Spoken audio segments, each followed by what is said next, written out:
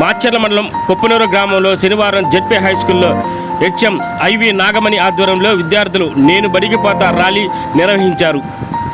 గ్రామ సెంటర్లో మానవహారంగా ఏర్పడి నినాదాలు చేశారు. హెచ్ఎం నాగమణి మాట్లాడుతూ ప్రభుత్వ పాఠశాలలో అన్ని వసతులతో కూడిన నాణ్యమైన విద్యను అందిస్తున్నట్లు ఆమె పేర్కొన్నారు. ప్రభుత్వ పాఠశాలల బలోపేతానికి విద్యార్థుల తల్లిదండ్రులు సహకరించాలని ఆమె కోరారు.